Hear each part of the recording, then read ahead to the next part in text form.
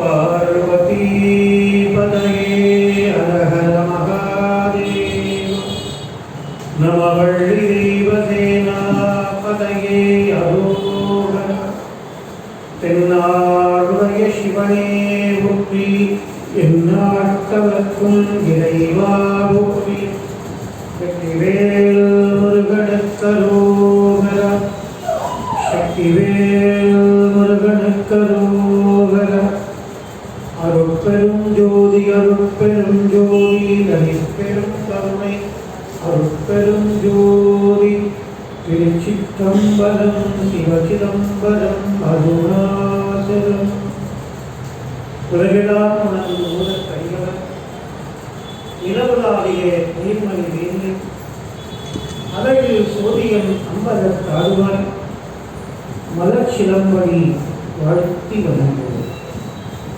மெயின்பர்களே, எல்லாம் வல்ல ஈசனுடைய திருவருளினாலே சைவ சமய பக்தஜன சபையிலே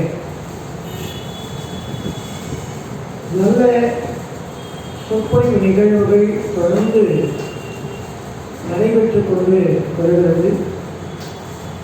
அந்த வகையிலே இன்றைய தினம் சிவகருணை என்கிற தலைப்பிலே அடியே சிவன் அடியாருடைய பக்திக்கு பகவான் எந்த அளவுக்கு தன்னுடைய கருணையை புரிகிறார் என்று ஒரு கதையின் மூலமாக சிவகருணையை நாம் சிந்திக்க இருக்கிறோம். கண்ணுதலான் கண்கருணை கண்காட்ட வந்தை நீ என்கிறார் மணிவாசக பெருந்தகையார் சிவபுராணத்திலே. இறைவனுக்கு வலது கண் சூரியன், இடது கண் சந்திரன், நெற்றிக்கண் முதலாக நெருப்பான தனலாகிய அந்த அக்னியை வைத்திருக்கிறார். ஆனால் இந்த மூன்றும் காரணத்திற்காக கண் முதல் வைத்திருக்கிறார். அதே இந்த நெற்றி விழி என்பது நம்மிடத்திலே இருக்கக்கூடிய அகம்பாவத்தை, நம்மிடத்திலே இருக்கக்கூடிய கர்வத்தை அழித்து இந்த ஜீவனை சிவமாக்குவதற்காக இறைவன் சிவபெருமான் நம்முடைய முதல் விழி என்று சொல்லக்கூடிய இரண்டு புருவங்களுக்கு இடையே இருக்கக்கூடிய நெற்றிக்கண்ணை பயன்படுத்துகிறார். ஆக அந்த விழி என்பது ஒரு மன்மதனை எரித்து சம்பளாக்கியதை போலே, ஒரு நக்கீர பெருமானை எரித்து சம்பளாக்கியதை போலே, ஒரு யமதர்மனை காலால் கடிந்தது போலே வெகுண்டு எழுந்த ஊர்ப்ப விழியாக இல்லாமல் பக்தருக்கு அருளக்கூடிய கருணை விழியாக இருக்கிறது. அதுதான் சிவ கருணை. இறைவனுக்கே ஒரு பெரிய பேர் என்னன்னா, பரமேஸ்வரனுக்கு தாயை சிறந்த தயாவான தத்துவன். உலகத்திலேயே ரொம்ப குற்றம் கொடுக்கக்கூடியவள், கருணைமயமானவள்னா தாயைத்தான் குறிப்பிடுவோம். ஆனால் பரமேஸ்வரன் தாயினும் சால பறிந்தவள், தாயை விட மேலானவள். அதனால்தான் என்னப்பன் அல்லவா எந்தாயும் அல்லவா, பொன்னப்பன் அல்லவா பொன்னம்பலத்தவா என்று சிவனடியார்கள் இறைவனை கொண்டாடுகிறார்கள். திருச்சி மலக்கோட்டையில் போனீங்கன்னா இன்னைக்கு சுவாமிக்கு பேர் தாயும் ஆனவன், அவனே தாயாகிறார். அப்படிப்பட்ட இறைவனுடைய அந்த சிவ கருணையை பெற்ற ஒரு அற்புதமான கதையை 64 திருவிளையாடல்களிலே தருமிக்கு பொற்கழி அளித்த படலம் என்கிற படலத்திலே அற்புதமாக நாம் பார்க்க இருக்கிறோம்.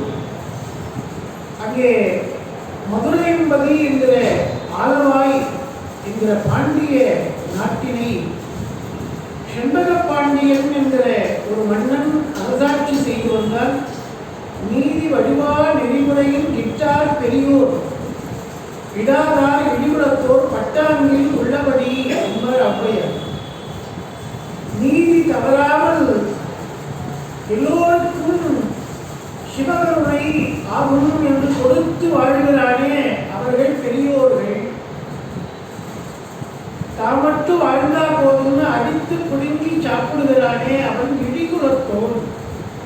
மன்னனுக்குரிய லட்சணத்தை ஔவை பிராட்டி ஒரே சொற்றடலே நமக்கு புலப்படுத்தினாள். இட்டார் பெரியோர் விடாதார் இடிகுலத்தோன்.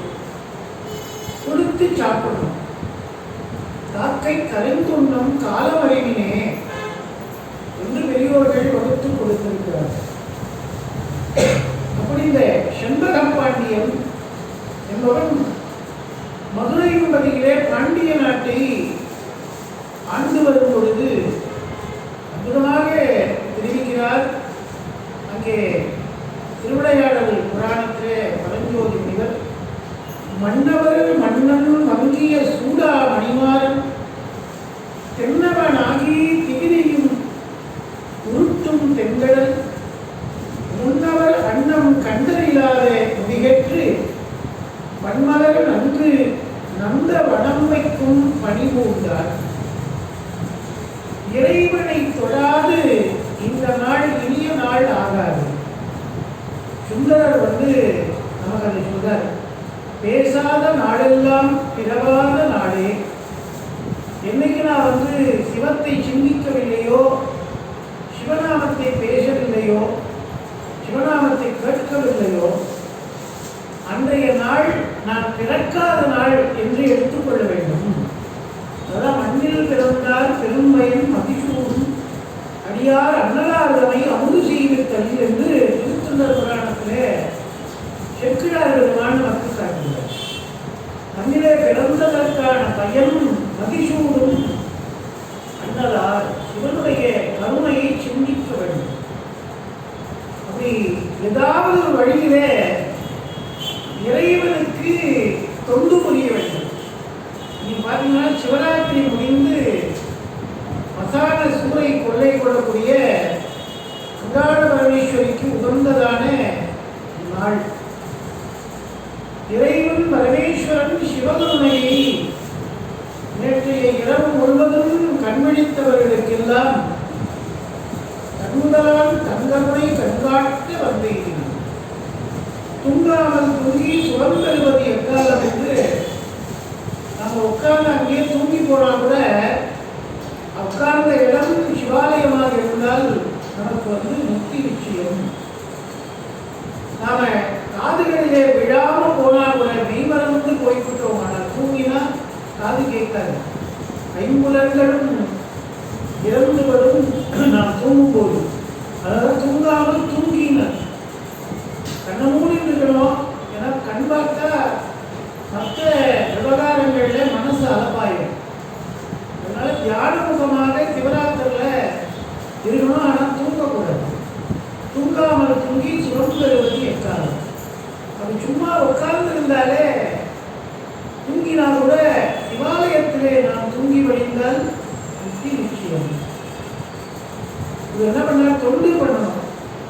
இறைவனுக்கு 10 விதமா தொண்டாற்றலாம் என்று திங்களூர் தேவாலயத்திலே நாவுக்கரசு நாயனார் ஒன்றுவதாம் என்கிற பதிகத்திலே 10 விதமான பக்தியை, ஈசனுக்கு செய்யக்கூடிய பக்திகளை பட்டியலிட்டு சொல்லுகிறார். அந்த ஒன்று பூவினாலே இறைவனை அர்ச்சிப்பது. இன்னொரு பாட்டு தேவாலயத்தில் பெருமானி சொல்றார். சலம் பூவோடு தூபம் மறந்தறியே தமிழோடி செய்பாடல் மறந்தறியே நலம் தீங்கிலும் நான் உன்னை மறந்தறியேன் உன்னாமம் என்னாவில் மறந்தறியேன். எத்தனை லட்சணம் சொல்றாங்க. சலம் பூ தூபம் தீபம் 5 வழிபாடு ஒரு மனிதனா பிறந்தவன் செய்ய வேண்டும்.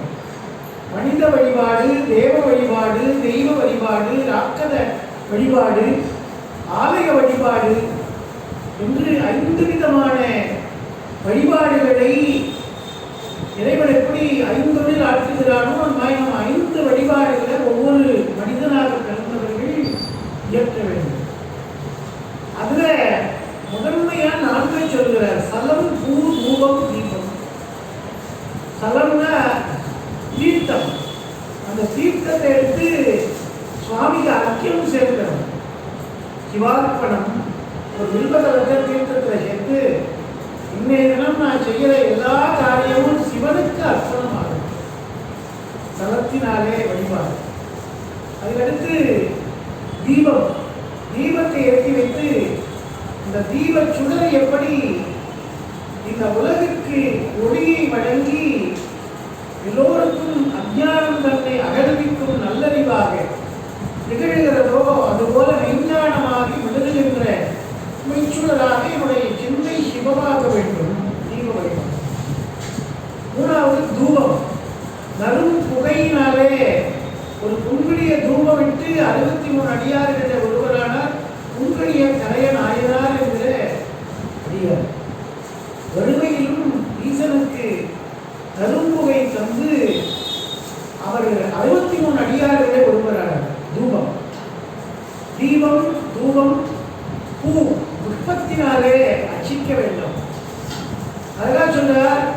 கைகால் கூப்பி தொழில் கனிமாமலர் தூவிருந்து பைவாய் பரம்பரை ஆர்த்த பரமனை பைவாய் பரம்பரை ஆர்த்த பரமனை கைகால் கூப்பி தொழில் கனிமாமலர் தூவி நின்று புஷ்பத்தை இறைவனுடைய பாதத்திலே இட்டு அர்ச்சிக்க வேண்டும். அவரே கிடைக்கிறதா கூட பட்டினத்தார் சொன்னார். போற வழியில சிவன் கோவில்னா அங்க ஒரு வில்வ மரம் கண்டிப்பா இருக்கு. அந்த மரத்திலிருந்து ஒரு இலையை ஒரே ஒரு இலையை எடுத்து ஏகவில்வம் சிவார்ப்பணம் என்று சிவனுக்கு அர்க்கியமாக சிவனுடைய திருவடியிலே சேர்க்க வேண்டும். இந்த பட்டினத்தார் பெருமையா சொல்றார். பச்சிலை எனினும் பக்தனுக்கு இறங்கி முக்தி சொந்தருள் மூவருக்கு முதல்வனை இறஞ்சுமின் மனமே இறஞ்சுமின். வெறும் பச்சை எடை வில்வதல் திரிதலம் திரிகுணாகாரம் திரிஜன்ம பாவசம்ஹாரம் ஏகபில்வம் சிவார்ப்பணம். 3 குணங்களினாலே ஏற்படக்கூடிய அவஸ்தைகளை அழிப்பது 3 தல வில்வம். மும்மரத்தை அறுப்பது 3 தல வில்வம். நம்முடைய அகம்பாவம் மாயை போக்குவது 3 தல வில்வம். எல்லாவற்றிலும் பிறவியை அறுப்பது வில்வதலம். திரிஜன்ம பாவ சம்ஹாரம் ஏகபில்வம் சிவார்ப்பணம். அது என்ன 3 ஜென்மம்? நம்மளாம் 7 ஜென்மம் தான் இருக்கும். 7 பிறவி சொல்றாங்க. அந்த 7 பிறவி சொல்ல 3 பிறவின்றாரே என்ன சார் இது? சந்தேகம் வரலாம். இவர் சொல்ற 3 ஜென்மம் என்னன்னா, மண்ணிலே பிறக்கிற உயிர்கள், ஆகாசத்திலே ஜீவிக்கிற உயிர்கள், இந்த மண்ணுக்கும் கீழே பாதாளத்தில் ஜீவிக்கிற உயிர்கள். சர்ப்பங்கள்ல பார்த்தீங்கன்னா பாதாள லோகத்திலே வாழ்கிறது.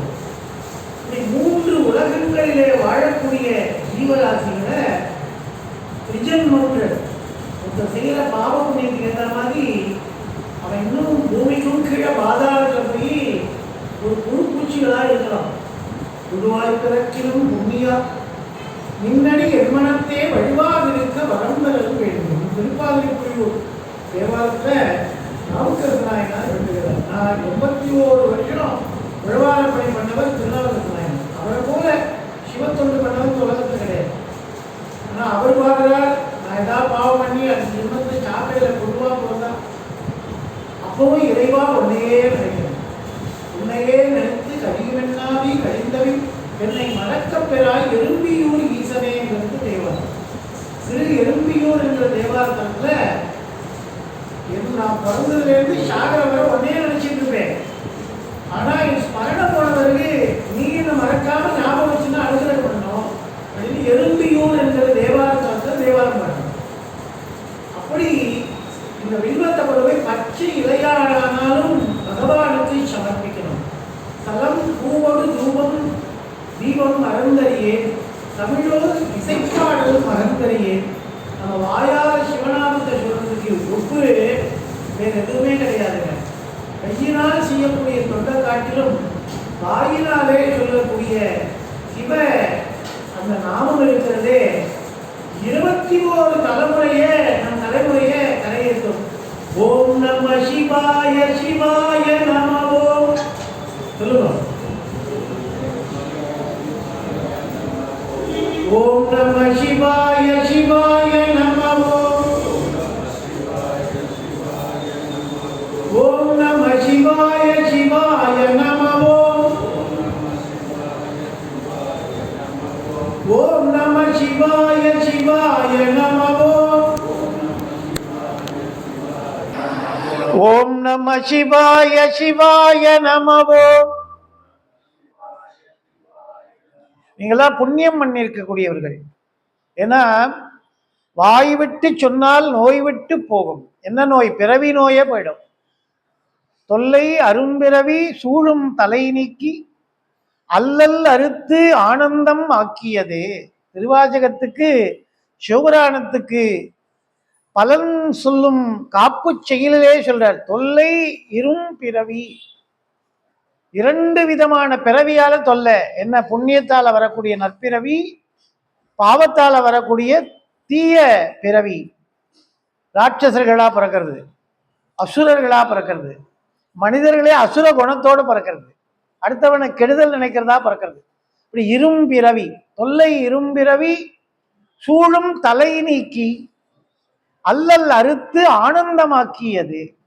சிவநாமத்தை சொன்னா அத்தனை பெருமை. ஆனா எல்லாராலும் சொல்ல முடியுமானா முடியாது. உலக கதை ஊர் கதையெல்லாம் பேசுவான். ஆனா சிவநாமம் சொல்லுனா வாய் சுலுக்கிக்குமோ நாக்கு சுலுக்கிக்குமோன்னு சொல்ல சில பேர் அசூயப்படுவார்கள். ஆனா இதை நான் சொல்லல. 10ஆம் திருமுறையில திருமந்திர மாலையில திருமூல நாயனார் சொல்றார். சிவசிவ என்கிறர் தீவினையாளர், சிவசிவ என்றிட தேவருமாவர், சிவசிவ என்றிட தீவினை மாளும், சிவசிவ என்றிட சிவகதியாகுமே. சிவான்றது 2 எழுத்து. ஆனா யார்கிட்ட தீவினை இருக்கோ வாயில சொல்ல வராது அப்படின்றார். வாயே வாழ்த்து கண்டாய் மத யானை உரி போர்த்து பேய்வாய் காட்டகத்தாடும் பிரான், பேய்வாய் காட்டகத்தாடும் பிரான் தன்னை வாயே வாழ்த்துகள்தாய். வாய்விட்டு சிவநாமத்தை சொல்லணும். அது உயர்ந்த தொண்டு. அப்படி சொல்ல ஆரம்பிச்சா என்ன ஆகும்னா, சிவசிவ என்கிற தீவினையாளர் ஒருவேளை அவரும் சைவ சமய பக்த சின்ன சபையில ஒரு நாள் வந்து உட்கார்ந்து எல்லாரும் சொல்றதை பார்த்து தன்னால தானும் தன் வாய் விட்டு சிவநாமத்தை சொல்லிட்டானா சிவசிவ என்கிற தீவினை மாளும். எத்தனை ஜென்மால எத்தனை பாவமூட்டை சூக்கின்னு வந்தானோ அத்தனையும் அந்த நொடியிலே அது பஸ்வமாக்கிடும். அதுக்கப்புறம் சிவசிவ என்கிற தேவருமாவர், தேவ நிலைக்கு போகிறான். அப்புறம் சிவகதியாகும் தெய்வ நிலைக்கே போகிறார். இவ்வளவு ஒரு உயர்ந்தது இந்த சிவா என்கிற 2 எழுத்து. இந்த வாய் விட்டு சொன்னா போதும். அதுக்கு அடுத்ததாக மலர்பணி, கையால புஷ்பத்தை எடுத்துட்டு சிவனுக்கு அர்ச்சிக்கிறது. அது பெரிய பணி. ஒரு கோவிலுக்கு போனா வெறுங்கையோட போகக்கூடாதுன்னு தர்ம சாஸ்திரங்கள், மனுநீதி சாஸ்திரம் சொல்றது. இறைவனை பார்க்க போகும்போது வெறுங்கையோட போகக்கூடாது. ஒரு கை நிறைய புஷ்பத்தை எடுத்துன்னு போகணும். இல்லைன்னா ஒரு சிட்டிகை நல்லெண்ணெய் எடுத்துன்னு போகணும், நெய் எடுத்துன்னு போய் அங்க எரிகிற தீபத்துல சேர்க்கணும். இது மாதிரி கை தொண்டு செய்ய வேண்டும். அதுபோல இவர் என்ன பண்ணார்? நந்தவனம் அமைக்கிறார்.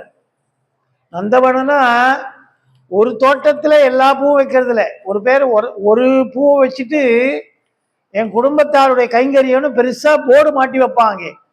சிவனுக்கு இந்த கைங்கரியை எங்க குடும்பத்து சார்பில் பண்ணியிருக்கேன்னு. அது இல்லை. இவன் எப்படி வைத்திருக்கான்? நந்தவனம்னா ஒவ்வொரு பூவுக்கு ஒரு நந்தவனமா, ஒரு தோட்டமா. ரோஜானா அதுக்கு ஒரு தோட்டம், செண்பங்கினா அதுக்கு ஒரு தோட்டம், செண்பகம்னா அதுக்கு ஒரு தோட்டம், அரளினா அதுக்கு ஒரு தோட்டம், நந்தியாவர்த்தம்னா அதுக்கு ஒரு தோட்டம். சிவபெருமானுக்கு 8 விதமான பூக்கள் அர்ச்சனைக்கு உகந்த புஷ்பங்களாக சொல்லப்படுகிறது. இவ என்னென்ன பூ வச்சிருக்கா பாருங்க, தனித்தனியா தனித்தனியா ஒன்னோட ஒண்ணு கதமமா கலந்துடக்கூடாதுன்னு ஒவ்வொரு தோட்டம் சுத்தி தன்னுடைய அரண்மனையில வச்சிருக்கார். அத்தனை சிவனுக்கு பூஜிக்கக்கூடிய அர்ச்சிக்கக்கூடிய பூக்கள் வகைகள்ல தோட்டம் வைத்திருக்கார். தனித்தனியா என்னென்ன வச்சிருக்கார் அழகா சொல்ல பாருங்க. மாதவி, பாதிரி, தாதகி, கூவிலம், மந்தாரம், தாதவிழ் மல்லிகை, முல்லை, இளஞ்சி, தடங்கோங்கம், வீதவள் கொன்றை, கரந்தை, செழும் கரவீரந்தன், போதவிழ் நந்தி, செரும் திருக்குருந்தம், புன்னாகம், முண்டகம், மென்கடி நீலம் முதல் பல. கடைசியில இதுக்கு என்லெஸ்ன்ட்டார் அவர். அந்த செண்பக பாண்டிய எத்தனை தோட்டம் வச்சான்னு என் கண்ணு கட்டின தூரம் வரையில பார்த்ததுல இத்தனை புஷ்ப தோட்டம் இருக்கு. இன்னும் அது பார்த்தா கண்ணு கட்டின தூரத்தை தாண்டி நிறைய இன்னும் தோட்டம் இருக்கு. அதனால அது எழுதினா அதுக்கு ஒரு தனி புத்தகம் போட வேண்டியிருக்கும்னு பலன்னு ஒரு வார்த்தையை சேர்த்துட்டார். இதுமா எதெல்லாம் சுவாமிக்கு பிடிக்குமோ அத்தனை தோட்டம் பின்னாடி வரிசையா இருக்குன்னுட்டார். இதுல சொல்றாரு பாருங்க, மாதவி. மாதவினா குறுக்கத்தி பூ, சிவபெருமானுக்கு உகந்த புஷ்பம். குறுக்கத்தி பூக்குன்னு ஒரு தோட்டம் வச்சிருக்காரு. பாதிரி, பாதிரி புலியூர் என்ற இடம்தான் அப்பர் பெருமானை கல்லுல கட்டி கடல்ல போட்ட பொழுது தெப்பமாக கரையேற்றின தேவாரத்தலம் திருப்பாதிரி புலியூர், கடலூருக்கு பக்கத்துல இருக்கு. அங்க போனா நம்முடைய வாழ்க்கை நிலை உயரும். எத்தனை விதமான தோஷங்கள் தடைகள் இருந்தாலும் அதையெல்லாம் உடைபட்டு கிரகதோஷங்கள் நீங்கி வாழ்விலே உயர்ந்த நிலை அடையணும்னா திருப்பாதிரி புலியூர்ல போய் சிவனை பாதிரி புஷ்பத்தால வணங்கணும். சிவனுக்கு பாதிரி பூ ரொம்ப பிடிக்கும். இந்த பாதிரி பூக்கு ஒரு தோட்டம். தாதகி, ஆத்திப்பூ, அகத்திக்கீரைன்னு பேரு. அந்த ஆத்தி பூவை பகவான் சூடுகிறான், அதுக்கு ஒரு தோட்டம். கூவிலம், வில்வம், வில்வத்தை சுவாமி ரொம்ப பிரியமா சூடுகிறான்.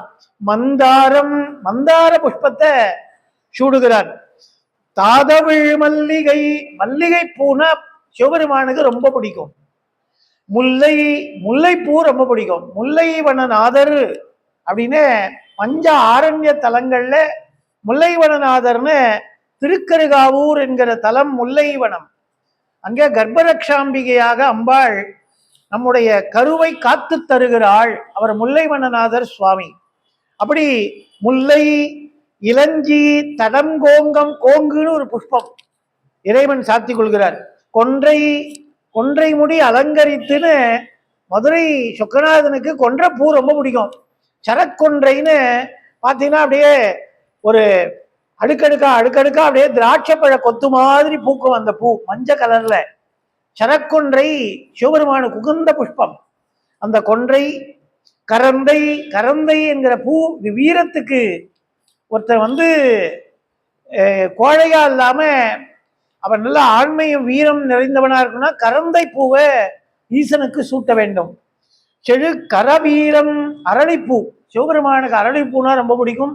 துர்க்கைக்கு ராவு காலத்துல அரளிப்பூ சாத்தினா ரொம்ப பிரியம். சித்தர்கள் வழிபாட்டிலே செம்பருத்தியும் அரளியும் மிகுந்த சித்தியை தரக்கூடிய பூக்கள்.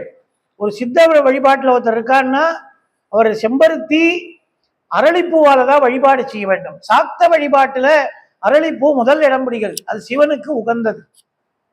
அதுக்கப்புறம் நந்தி ஆவர்த்தம், நந்தி ஆவர்த்தம்னே ஒரு பூ இருக்கு, நீங்களா பார்த்துருப்பீங்க. பிரதோஷ காலத்துல நந்திக்கு அதை ரொம்ப விசேஷமா சாத்துவார்கள். நந்தியாவட்டே நந்தியாவட்டேன்னு அது தலையில யாரும் வச்சுக்க மாட்டான். ஆனா சுவாமிக்கு ரொம்ப விசேஷம் அது நந்தி ஆவர்த்தம். நந்தி நடமாடுவார் அந்த பூவை சூடிந்தா, அவர் தேகமெல்லாம் குளிர்ந்துருமா அப்படியே. அந்த நந்தி ஆவர்த்தம் அவருக்கு ரொம்ப பிடிக்கும். சிவனுக்கு ஏற்றமுடைய புஷ்பம் அது.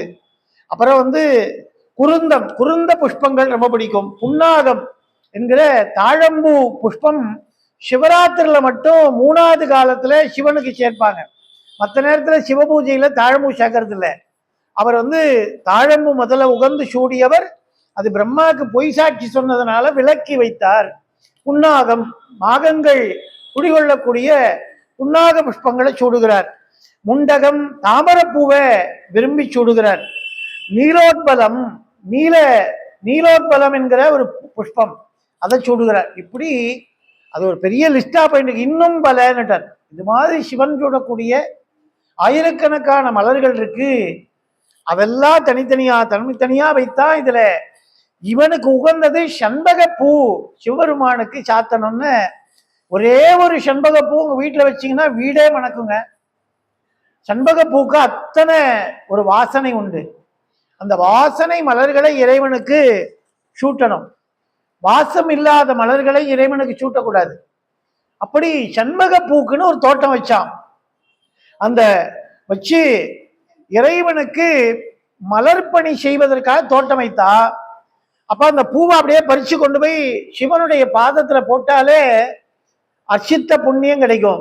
ஆனா இவர் என்ன பண்றார், அந்த மலரை 5 விதமா அதை பயன்படுத்துறார். எப்படின்னா, இண்டை தண்டு மாதிரி அப்படியே நெருக்கமா அந்த பூவை வச்சு வச்சு வச்சு தண்டு மாதிரி அப்படியே ஒரு கட்டை இருக்கா மாதிரி அந்த பூவை கோக்கிறது. இப்ப அதெல்லாம் பூக்காரெல்லாம் ரொம்ப அழகாக கட்டுறா. அதெல்லாம் அந்த மொக்குல வச்சு கட்டினா அது எப்படி அப்படி நிக்கிறதுனே தெரியல. அப்படியே அப்படி ஒரு இறுக்கமா போட்டு அதுக்கு இண்டைன்னு பேரு. ஒரு சின்ன ஒரு கேப்பு கூட இல்லாம நெருக்கமா அப்படியே ஒரு தூண் மாதிரி கட்டுறது புஷ்பத்தை. இந்த பூ கட்டுறதுல எத்தனை விதம்ன்றத சொல்றாரு பாருங்க. இண்டைனா தண்டு வடிவமா கட்டுறது. 2வது தொடைனா சதுரமா கட்டுறது. 3வது தொங்கல்னா நாம வாங்குறோம் பாருங்க தலையில வச்சுக்கிறதுக்கு, அதுக்கு சரம்னு சொல்றோமே, அதுக்கு பேர் தொங்கல்னு பேரு. அதுதான் சரஞ்சரமா தொங்க விடுவா பந்தல்ல. மேல 2 கீழே 2ன்னு வச்சு அப்படியே தொடுத்து தொடுத்து தொங்கல்னு பேர் அதுக்கு. அதை நாம சரம்னு சொல்றோம், அதுக்கு தொங்கல். அடுத்தது தாமம்னா ஒன்னோடு ஒண்ணு கோத்து கோத்து செண்டாக்கி கட்டுறது. அதுக்கப்புறம் கண்ணினா வட்ட வடிவமா உருண்டையா கட்டுறது. பாத்தீங்கன்னா அந்த குஞ்சலை மாதிரி கீழே தொங்கின்னு இருக்கும். அது மாதிரி குஞ்சலமா தொங்க விடுவாங்க, அதுக்கு கண்ணின்னு பேரு. மாதர் பிறைக்கண்ணி யானைன்னு திருவையாற்றுல தேவார பாடல் நாவுக்கரசனார் பாடுறார். இத்தனை விதமா அவர் ஈசனுக்கு தொண்டு பண்ணுகிறார். இறைவனுக்கு அஷ்ட புஷ்பங்கள்னு 8 பூக்கள் ரொம்ப பிடிக்குங்க. வில்வாட்டகம் பாடின லிங்காட்டகம் பாடின ஆதிசங்கர பகவத் பாதாள் ஒரு ஸ்லோகத்துல சொல்றார். 8 பாடல் பாடின லிங்காட்டகம்னு அதுல ஒரு பாடல சொல்றார். அஷ்டதலோபரி வேஷ்டிதலிங்கம் சர்வசமுத்பவ காரணலிங்கம் அஷ்டதரித்ர விநாசகலிங்கம் தத்பிரணமாமி சதா சிவலிங்கம். அஷ்டதரித்திரம் வறுமையில 8 விதமான வறுமை இருக்குங்க. ஒண்ணு இல்ல, 8 விதமான வறுமை இருக்கு. அந்த 8 விதமான வறுமையும் போக்கக்கூடியது சிவனுடைய 8 புஷ்பங்களை கொண்டு போய் சார்த்தினான். அது என்ன 8 புஷ்பம்னா, புன்னை மலர், வெள்ளருக்கு, சண்பகம், நந்தியாவர்தம், நீலோத்பலம், பாதிரிப்பூ, அரளிப்பூ, செந்தாமரை. இந்த 8 பூக்கள் சிவனுக்கு உகந்த புஷ்பங்கள். ஆயிரக்கணக்கான பூ சிவனுக்கு சாத்தினாலும் வாசம் மிக்க மலர்கள். இந்த 8 மலர்கள் சிவனே உகந்து சூடிக்கொள்ளக்கூடிய மலர்கள். அஷ்டதலோபரி வேட்டிதலிங்கம், பரிவேட்டிதலிங்கம். அஷ்டதலம் 8 இதழ் தாமரை சிவபெருமானுக்கு உகந்தது. அப்படிப்பட்ட அந்த தாமரை அஷ்டதலோபரி வேட்டிதலிங்கம் சர்வ சமுத்பவ காரணலிங்கம்.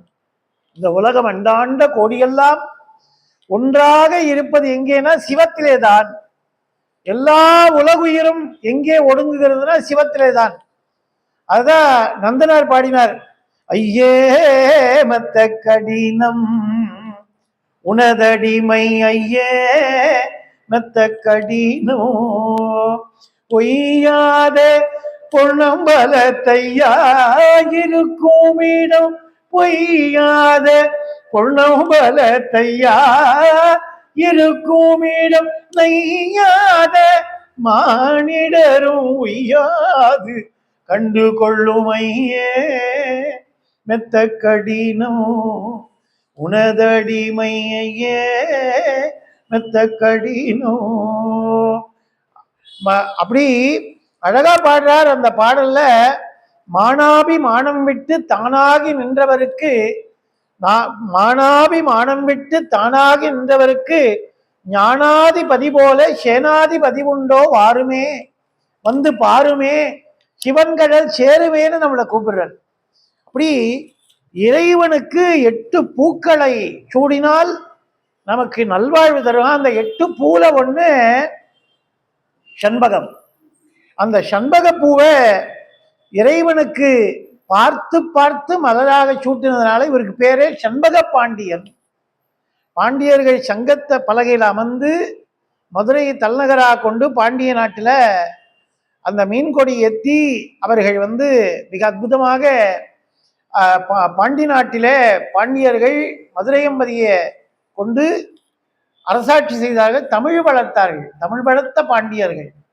அதுல இவன் செண்பக பூவை சாத்தினால் செண்பக பாண்டியன் என்று சிறப்பு பேர். அவனுக்கு ஒரு நாள் செண்பக மாறன் அப்படின்னு பேர். இவனுக்கு இயற்பெயர் மாறன், செண்பக பாண்டியன் செண்பக மாறன் அப்படின்னு கூப்பிட்டா. அவன் ஒரு நாள் தன்னுடைய தேவியோட அந்தப்புறத்துல அப்படியே அளவலாவி கொண்டிருந்தப்ப பூஞ்சோலையில ஒரு அழகான வாசனை அவருடைய மூக்குல நுகர்ந்தார். உடனே பார்த்துட்டு, தேவி உன்னுடைய கூந்தல்ல ஒரு இனிமையான வாசனை வருதே, அது அப்படியே ஒரு பகுடிக்கு பாம்பு மயக்குவதை போல என்ன மயக்கிறது, அது என்ன வாசனை அப்படின்னு கேட்கிறார். வெவ்விய வேலோன் வீசும் வாசம் ஒத்து வேறு திவ்விய வாசமாக இருந்தது தென்றல் காவில் பவ்விய வாசமன்று காலுக்கும் வாசமில்லை எவ்வியல் வாசமேயோ இதுவென எண்ணம் கொள்வாள். பாண்டியன் உடனே தன் சந்தேகத்தை போக்கத்திக்கிறதுக்காக தன் தேவியிடத்துல செண்பகமார பாண்டியன் கேட்கிறான், அம்மா இந்த வாசனை ஒரு மாதிரி திவ்யமா இருக்கு, அதாவது நம்முடைய இச்சையை தூண்டல, அது ஏதோ ஒரு தெய்வீக நிலைக்கு நம்மளை கொண்டு போறது. அதாவது சிற்றின்பம் பேரின்பம்னு இன்பத்திலே 2 இருக்குங்க. சில விஷயங்கள் சிற்றின்பம்னு நம்மளை இல்லறத்திலே புகுத்தி நம்ம அறிவை கீழே செலுத்திவிடும், அது பிறப்புக்கு ஏதுவாகும். சில நம்முடைய ஒழுக்கங்கள் சிற்றின்பத்திலிருந்து விலக்கி பேரின்பத்தை நமக்கு செலுத்தி நம்மை பேரின்ப பெருவழிக்கு அழைத்து போய் கைலாயனுடைய பதத்திலே சேர்த்து விடும். இருமா விருப்பள் கொலோ ஈசன் பல்கன தென்னப்பட்டு சிறுமான் ஏந்தி தன் சேவடிக்கு சென்று இருமாந்திருப்பன் கொலோ. யாரா இருமார்ந்திருக்கலாம் சிவனடியார்கள்னா, சிறுமான் ஏந்தி, சின்ன மான் குட்டியை தன் கையில ஏந்திண்டு நடராஜ பெருமானாக தில்லை கூத்த பெருமானாக இருக்கானே, அவன் சேவடியில போய் யார் புகுந்து கொள்கிறார்களோ அடைக்கலமாக புகலிடமாக அவள்லாம் இருமாந்திருக்கலாம். தொல்லை இரும்பிறவி சூழும் தலை நீக்கி அல்லல் அறுத்து ஆனந்தம் ஆக்கியது. இந்த பிறவி தலையை நீக்கி ஆனந்த பரவச நிலையில பேரானந்தத்திலே பரமானந்தத்திலே சிவானந்தத்திலே சேர்த்து விடும். அப்படி இவர் சொல்றார். இவர் இருக்கிறது மனைவியோட, அவர் நுகர்றது மனைவியோட கூந்தலை. அப்ப என்ன இருந்திருக்கணும், அவர் சிற்றின்பம் தான் மேலிட்டு இருக்கணும். ஆனா அவர் எப்பவும் பூவை கட்டி கட்டி பெருமானுக்கு சாத்தி சாத்தி அந்த மனமுள்ள பூ எதுன்னு தெரிஞ்சா அதையும் சிவனுக்கு ஆக்கலாமேன்னு அங்கேயும் அவர் பேரின்ப நினைப்புதான் வருதே தவிர சிற்றின்பம் வரவில்லை. அதுதான் அழகா சொல்றார் இந்த இடத்துல. திவ்யமாக இருந்தது இந்த வாசனை. இது திவ்யம்னா பக்திமயமா இருக்கிறதா, பக்தியை தூண்டுகிறது இந்த வாசனை. இந்த வாசனை காத்துக்கு கிடையாது, காத்துக்கு வாசனை கிடையாதுங்க, நீருக்கு நிறம் கிடையாது. அது மாதிரி காத்துக்கு வாசனை உண்டானா தென்றல்ல மிதந்து வருது, தென்றலுக்கு வாசம் கிடையாது, அது எதையோ தூக்கி சுமந்துன்னு வருது, அது எங்கேருந்து வருது தெரியல அப்படின்னு. எவ்வியல் வாசமோ, உன் கூந்தல்ல இருந்து இந்த வாசம் வருகிறதா, எங்கேருந்து வருது தெரியலையேன்னு உனக்கு ஒரு சந்தேகம். உடனே இந்த சந்தேகத்தை போக்கிக்க அரசவையில தண்டோரா போட்டான். சில பேருக்கு புதுசு புதுசா ஒரு சந்தேகம் முளைக்குங்க, அதுக்கு பேரே தொற்று வியாதின்னு பேரு. இந்த சந்தேகம் எப்படின்னா அப்படியே தொடர், சங்கிலி தொடர் மாதிரி வருங்க. நமக்கு ஒரு சின்ன சந்தேகம்னு ஆரம்பிப்பான். சரின்னு அதுக்கு நிவர்த்தி பண்ணா அதுல ஒரு சந்தேகம் அவனுக்கு வரும். அது மாதிரி ஒரு படாத பாடு படுத்துறது எதுனா சந்தேகம்தான். அதுதான் சந்தேகம்ன்றது ஒரு பேய்னே சொன்னான். சந்தேக பேய் அப்படின்னா பேய் எப்படி பிடிச்சி பித்தாட்டுமோ அது மாதிரி ஒரு ஒரு சந்தேகம் என்கிற அந்த புத்தி கிளேசம் இருக்கே, அது நம்மளை ஆட்படுத்தும். அதனாலதான் அருணகிரியார் அழகா சொன்னார், படிக்கின்றிலை பழனி திருநாமம் படிப்பவர்தாள் சென்று முடிக்கின்றிலை முஷியாமலிட்டு மிடிக்கின்றிலை பரமானந்தம் மேற்கொல விம்மி விம்மி நடிக்கின்றிலை நெஞ்சமே தஞ்சமேது நமக்கு இனியே. நான் ஒரு நல்ல திருப்புகழை படிக்கலையே, படிச்ச சைவ சமய பக்த சபையில போய் அந்த அடியாரோட போய் ஒரு நாள் இருக்கலையே, அவ பாதத்தை நமஸ்காரம் பண்ணலையே, நான் என்ன என்னுடைய காயக்கிலேசமும் புத்தி கிலேசமும் இப்படி நான் போற்ற விளக்க போகிறேன். புத்தி கிலேசமும் காயக்கிலேசமும் போக்குதற்கே அப்படின்னு அற்புதமா கந்தர் அலங்காரத்துல ஒரு பாட்டுல சொல்றார். இந்த கிளேசம் என்பது சந்தேகங்க, உடம்பால வரும் புத்தியால வரும். ஒரு சன்னியாசி கங்கையில போய் நீராட போனார். இப்ப மகா புஷ்கரம் நடந்தது.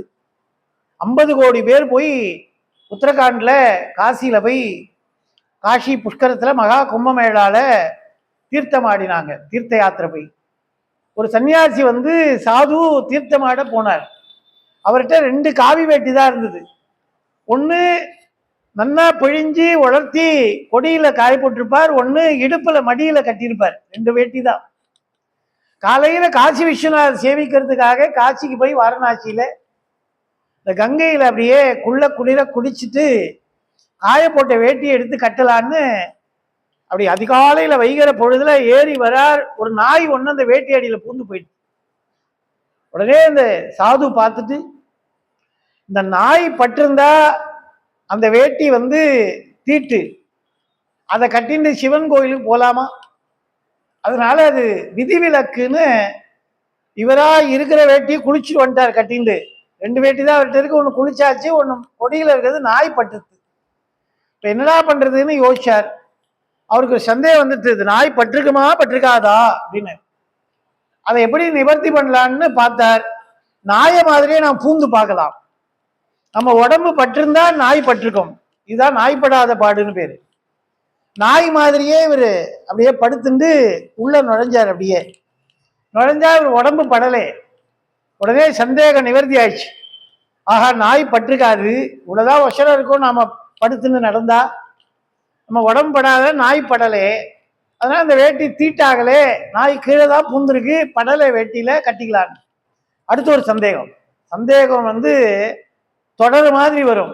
ஒரு எழுந்த உடனே இன்னொரு சந்தேகம் என்ன வந்ததுன்னா, நாய்க்கு வால் ஒன்று தூக்கின்னு இருக்குமே, நமக்கு வால் கிடையாது, நாய் படாட்டாலும் நாய் வால் பட்டிருக்குமா பட்டிருக்காதான்னு ஒரு சந்தேகம்.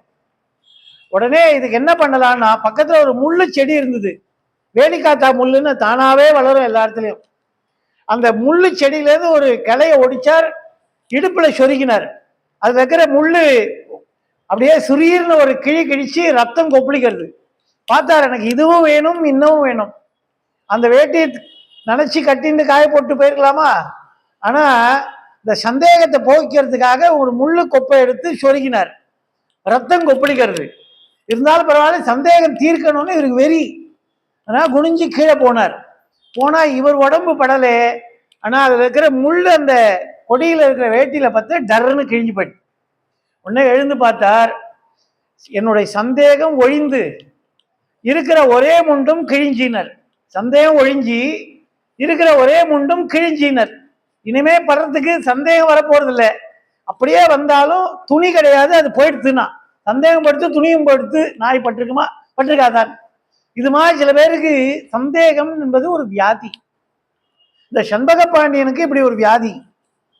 வள்ளலார் பாருங்க, அவருக்கு ஒரு சந்தேகம் எப்படி வருதுன்னா, கலக்கமர பொது நடுவில் நடம் நான் கண்டு கொண்ட தருணம். நம்ம கந்தக்கோட்டத்துல 5 வயசு குழந்தையா தெய்வமணி மாலை பாடினவர் வள்ளல் பெருமான்.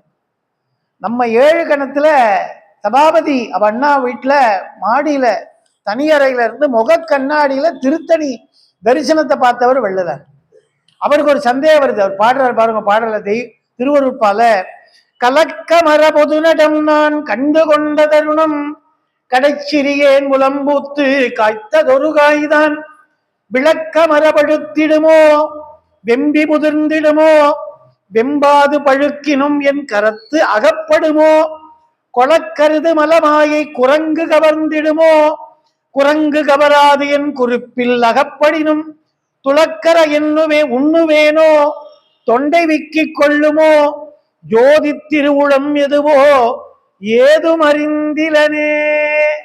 இவர் என்ன நினைக்கிறாரா, நடராஜ பெருமானை போய் கூத்த பெருமானை போய் வள்ளலார் தியானம் பண்றார். அவருக்கு ஜோதி வழிபாடு தான் வள்ளலார். அப்படியே விளக்க பார்த்தாருன்னா அப்படியே தியானத்துல உட்கார்ந்துட்டாருன்னா அப்படியே சமாதி ஆயிடுவார். அப்படியே ஜோதியிலே கரைந்து போனார். சித்தி வளாகத்துல வடலூர்ல வள்ளல் பெருமான். அதனாலதான் அவருக்கு வடலூர் ஜோதி வள்ளல் ராமலிங்கர் அப்படின்னு சொல்லுவாங்க. சிதம்பரம் ராமலிங்கன் தில்லை பெருமானிடத்துல அவ்வளவு ஒரு அர்ப்பணிப்பு. அதனால சிதம்பரம் ராமலிங்கர் தான் கையெழுத்து போடுவார். அவர் நடராஜர்கிட்ட உட்கார்ந்துருக்கும் போது அவருக்கு ஒரு சந்தேகம் வருது. எப்படி ஒரு சாதுக்கு வேட்டியில நாய் பற்றுக்குமா பற்றுக்காதோ, இது அல்ப சந்தேகம். இவருக்கு எப்படி ஒரு சந்தேகம் வருது பாருங்க.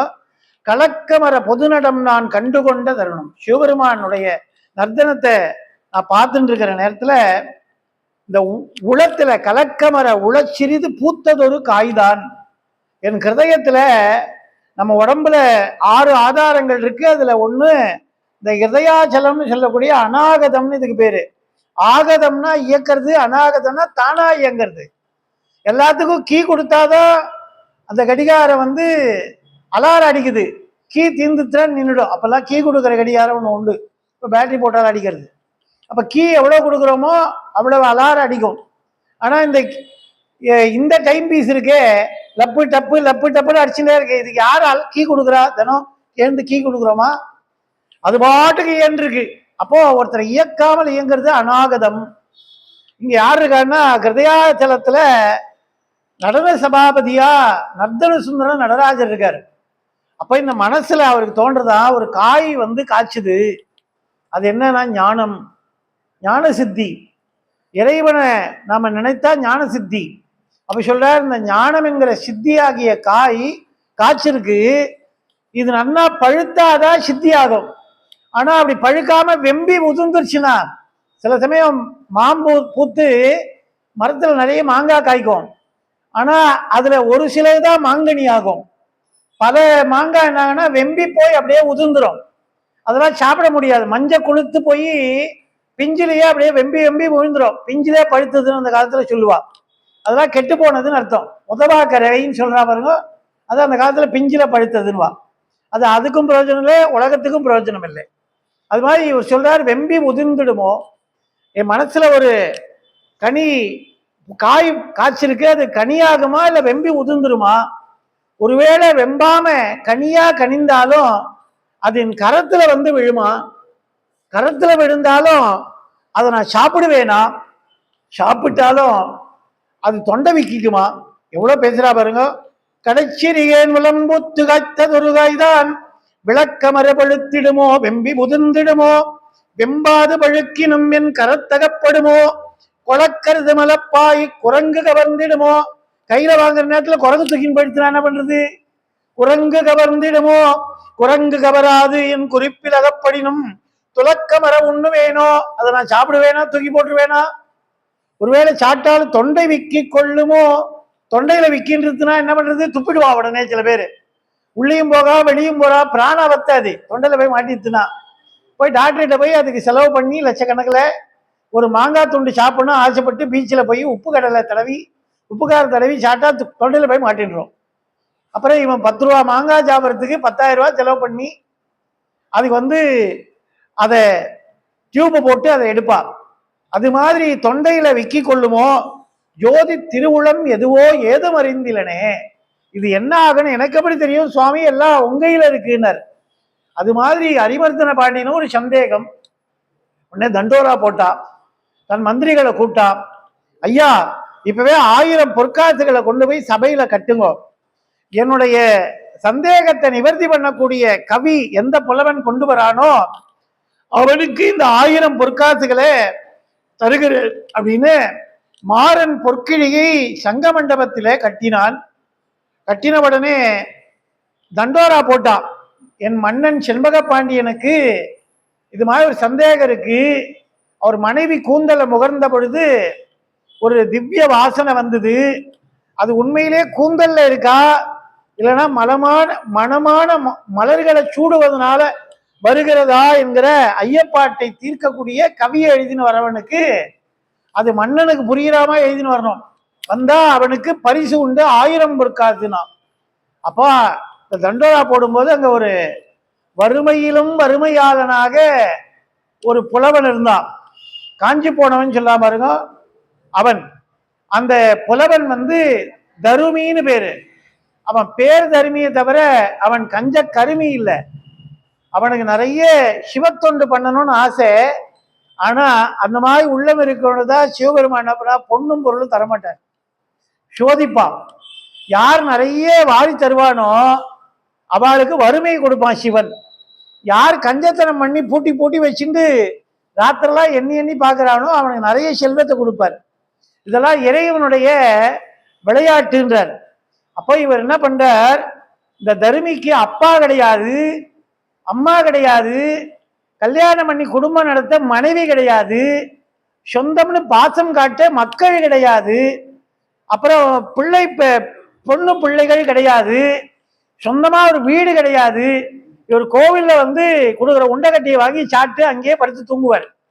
மடப்பள்ளியில படுத்துக்கிற மாதிரி அந்த கோவில் வாசல்ல இருக்கக்கூடிய அந்த தருமி அவர் என்ன பண்ணார், நேர சிவன் கிட்ட போய் வேண்டினார். ஐயா நீனும் நானும் ஒண்ணுன்னார். உடனே சிவன் பார்த்தார், ஏண்டா உன் லிஸ்ட்ல என்ன சேர்க்கிற, நான் பாட்டு சிவனேன்னு உட்காந்துருக்கேன், என்னை பார்த்து நீ நானும் ஒண்ணுன்றியேன்னா. அவன் சொன்னா, எனக்கு அப்பா அம்மா கிடையாது, உனக்கு அப்பா அம்மா கிடையாது, தாயுமிலி தந்தையிலி தாந்தனியன் காணேடி, உனக்கு ஏது அப்பா ஏதவன் ஊர் ஏதவன் பேர் ஆறுற்றார் ஆறு அயலார் ஏது அவனை பாடும் பரிசேலோர் அம்பாவாய். அற்புதமா மணிவாதிகர் சொல்றார், உனக்கு அப்பா அம்மா கிடையாது, எனக்கு அப்பா அம்மா கிடையாது, நீயும் தியாகராஜன் எல்லாத்தையும் எல்லாரும் கொடுத்துட்டு ஓட்டாண்டியா நிக்கிறேன். சிவபெருமானுக்கு ஒரு உடம்பு, நமக்கெல்லாம் இப்படி ஒரு உடம்பு, அது மாதிரி சிவபெருமானுக்கு ஒரு உடம்பு. ஆனா அந்த ஒரு உடம்ப 2 பேருக்கு பங்கு போட்டு தானம் பண்ணிட்டார் சுவாமி. 2 பேர் யாருன்னா, தன்னுடைய இடது பக்கத்தை உமையம்மைக்கு தானம் பண்ணிட்டார். உமையம்மை கோமதி அம்பாளாக ஆடி மாதம் தவம் இருந்து சங்கரநாராயணன் கோவில்ல இடம் கொண்டு விம்மி இணை கொண்டு இலகி என்று இடப்பக்கத்தை தானமா வாங்கிவிட்டார் சிவன் கிட்ட. இடப்பாகம் அம்பாவுடைய பாகம், வலப்பாகத்தை நாராயணன் வாங்கிட்டார் சங்கரனார் கோவில்ல. சங்கர நாராயணன், அதுல பாதி சங்கரன் பாதி நாராயணன். அப்ப வலபாகத்தை அண்ணா வாங்கிட்டா நாராயணன், இடப்பாகத்தை தங்கை திருமாலுடைய தங்கையா இருக்கிற உமையம்மை வாங்கிட்டா. அண்ணா தங்கை 2 பேரும் சேர்ந்து சிவனுடைய உடம்ப கூறு போட்டு ஆளுக்கு பாதியா வாங்கிட்டார். இந்த மாதிரி யாராவது தருவாளா? தனக்கு மிஞ்சிதான தான தர்மம். எத்தனை பிள்ளைகள் பெற்றாலும் 5 பெற்றவன் அரசனும் ஆண்டி. நீ எவ்வளவு தனவந்தனா இருந்தா கூட அந்த பணத்தை உனக்குன்னு கொஞ்சம் எடுத்து வச்சுட்டு தான் குழந்தைகள் கொடுக்கணும். இன்னைக்கு சமீபத்தில் நடந்தது, ஒரு பெரிய கோடீஸ்வரர், அவருக்கு 35,000 கோடி சொத்து இருந்தது. அவர் என்ன பண்ணார், பையனுக்கு எழுதி வச்சுட்டார், நமக்கு அப்புறம் பையன் தானேன்னு. அந்த பையன் என்ன பண்ணான் தெரியுமா, மொத்த சொத்தையும் தன் பேர்ல எழுதின உடனே அப்பாவை கொண்டு போய் நடுரோட்ல விட்டுட்டான். இப்ப சமீபத்தில் நடந்த விஷயத்த சொல்றேன், பேர் சொல்ல விரும்பல. அவரே பெரிய தொழிலதிபர், 35,000 கோடி சொத்து. ஆனா பையன் பேர்ல மாத்தின உடனே பையன் கொஞ்சம் கூட ஈவே இறக்கம் இல்லாம 35 கோடியா அவனை காப்பாற்ற போறது தெருக்கோடியில கொண்டு போய் அப்பா விட்டுட்டான். ஆனா அவன் கூட பழகின உற்றார் அயலார் நண்பர்கள் சொந்தங்கள்லாம் பாவம் பார்த்து, இவ்வளவு பெரிய தொழிலதிபர் இன்னைக்கு நடுரோட்டில் வந்துட்டாரேன்னு அவன்லாம் போய் விசாரிச்ச உடனே அப்புறம் கோர்ட்ல கேஸ போட்டு அப்பா உயிரோடு இருக்கிற வரைக்கும் அவரை நடுரோட்ல விட்டா அந்த சொத்தை பறிமுதல் பண்ணலான்னு இன்னைக்கு அரசாங்கம் ஒரு விதியை போட்டுதே.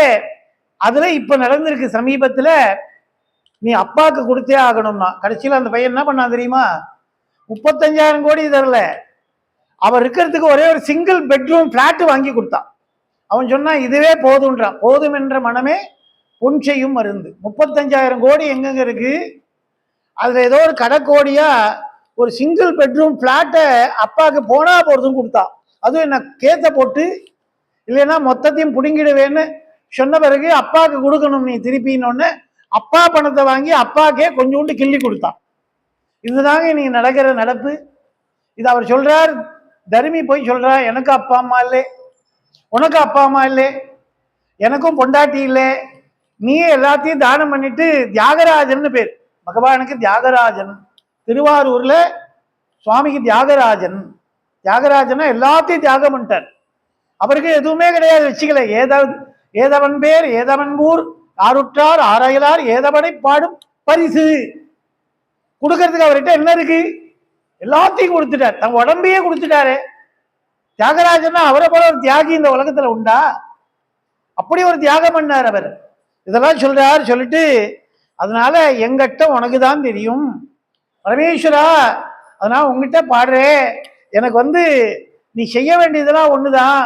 மதுரையில சங்க பலகையில உட்கார்ந்து தமிழ் வளர்த்தவன்ல முதல் தமிழன் யாருன்னா சிவபெருமான் தான். அவர் தான் தங்க பலகையில உட்கார்ந்து தமிழ் வளர்த்தார். தென்பாண்டி நாட்டானை அல்லல் பிறவி அறுப்பானை சொல்லற்கு அரியானை சொல்லி திருவடி கீழ் பல்லோரும் எத்த பணிந்து. தென்பாண்டி நாட்டானை அவர் எப்பேற்பட்டவர்? மதுரை சொக்கநாத பெருமான் சங்க பலகையில உட்கார்ந்து தமிழ் வளர்த்த முதல் தமிழன் யாருன்னா மூத்த குடி அந்த ஆதி தமிழன் சிவபெருமான். அது சொல்றார். அதனால உனக்கு தெரியாத இலக்கணம் கிடையாது, தமிழ் கிடையாது, என்கிட்ட புத்தியே கிடையாது. அதனால என்னுடைய வறுமையை போக்குறதுக்கு ஒரே ஒரு கவிதை எழுதி கொடுத்தியானா கீழே எம்பேரை போட்டு அவன் 1000 பொற்காத்து தரேன், நானே வாங்கிக்கிறேன், வேணும்னா உனக்கு அதுல பங்கு தரேன்னா.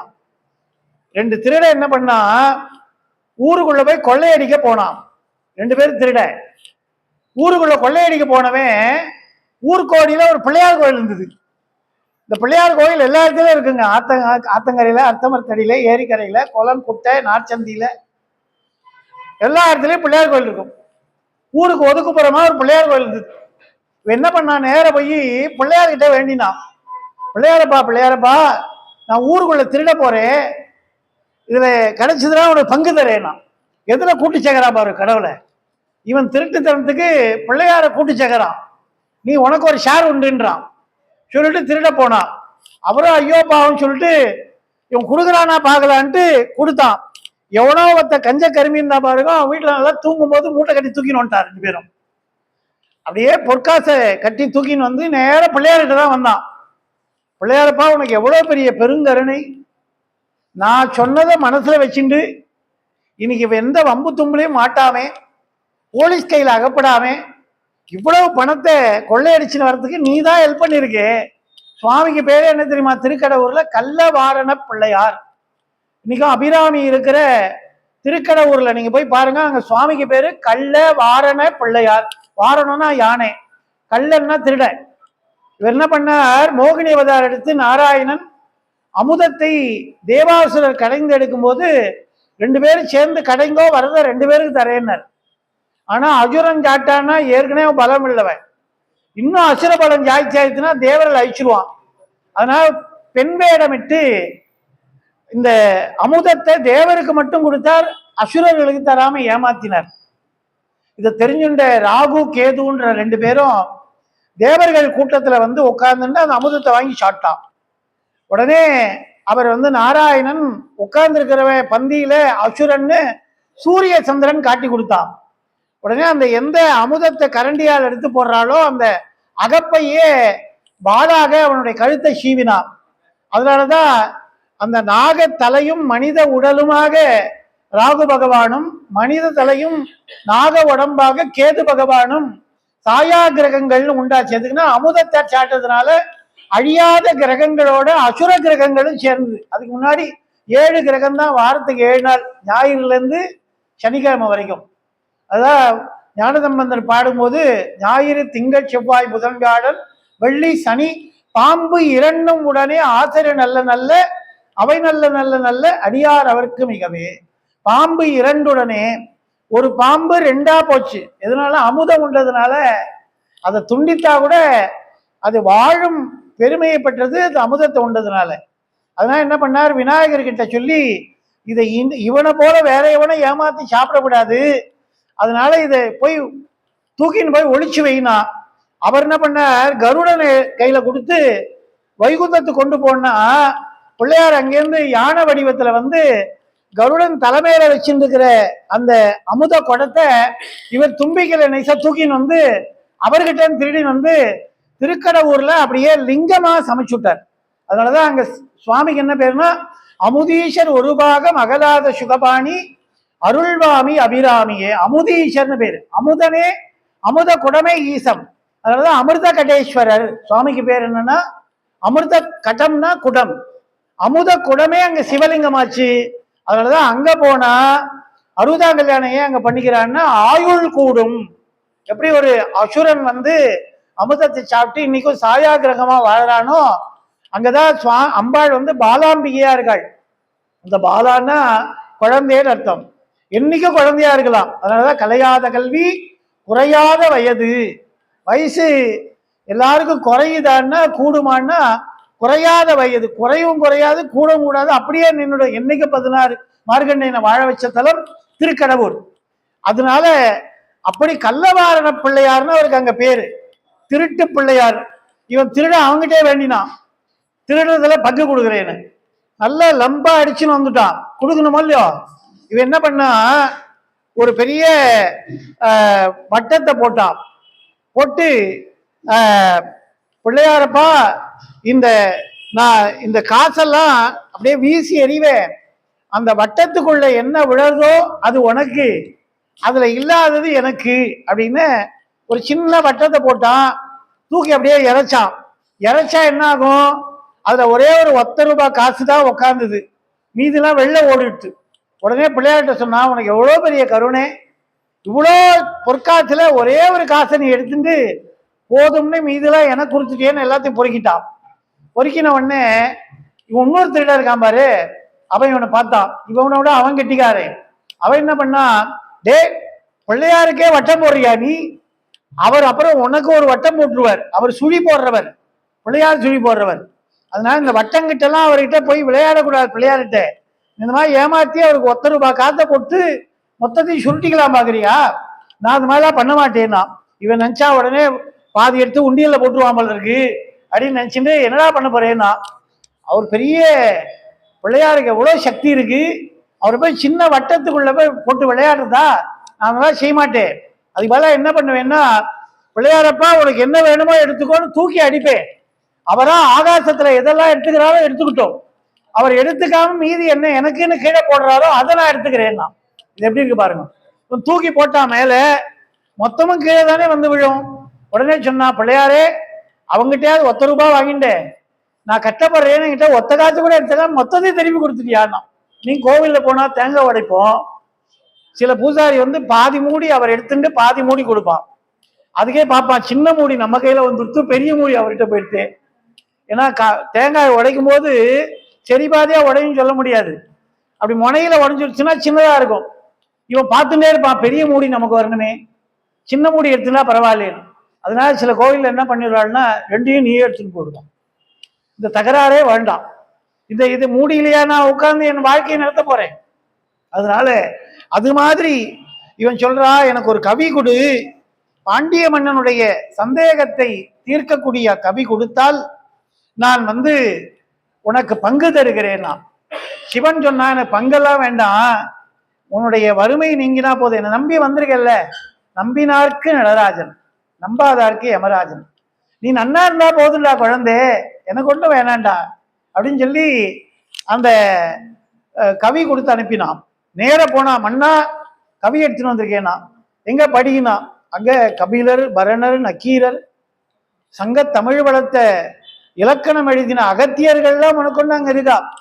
இவன் பாட்டு ஒரு தற்குறி வந்து இவனுக்கு ஆனாவனாவே தெரியாது.